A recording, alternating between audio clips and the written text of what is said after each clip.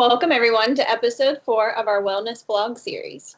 Yes, I can't believe it's already episode 4. This is so exciting. Okay, so if you guys haven't had a chance to tune in, episodes 1 through 3 are already up on Spotify, all the other podcast places, and then we also have a YouTube blog where you can see our faces if you prefer, and you can find us at Carve Your Own Path there. So we've been talking about stress and the response in the body, the complete normal biological response. And we talked about a lot about the biology last session. Session 4, episode 3, words. And we talked about how our body is basically preparing us to fight, run away, or freeze up when we kind of get tense in a moment of stress.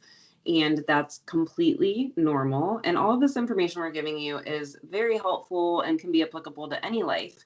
But we want to make sure that we do have our little plug in here. That's why we're therapists, right? We really see the benefit of guiding someone through these pieces of information and these coping skills one-on-one, given their own individual life circumstances and things that they're working through on their own. So we always want to say how beneficial that can be to find a therapist of your own and walk through these things. All right, so without further ado, Kelsi, would you like to talk about our subject today?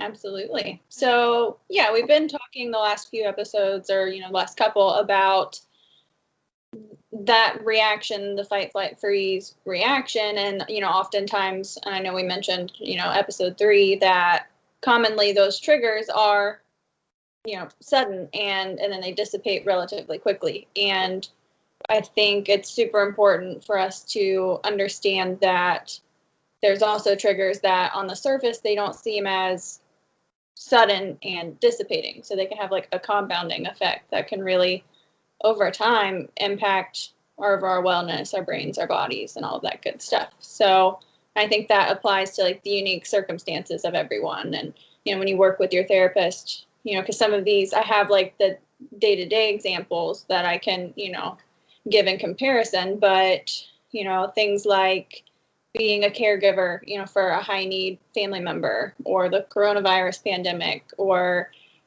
maybe stressful communication with a partner, and just overall chronic work stress, social anxiety that you deal with every day. And financial stress is also a big one, and it ties in with the pandemic, but also outside of that. So those are just very common triggers that don't necessarily come on super sudden and pass very quickly, and can over time really, weigh us down. And so I think that next time we will, talk some more about, the things to recognize and how to manage these. I think the interesting thing about humans living in 2020, I guess maybe I can just say Americans, maybe specifically Ohioans, but I think a lot of Americans in 2020 have gotten really good at ignoring that part of our body. And like you said, compounding, right? So it piles up and we ignore it, and it piles up and we ignore it, and it piles up and we ignore it, right? And then our body will start to give us signs. So next time we're going to talk about awareness in your body of how you know that you have had way too much compounded stress.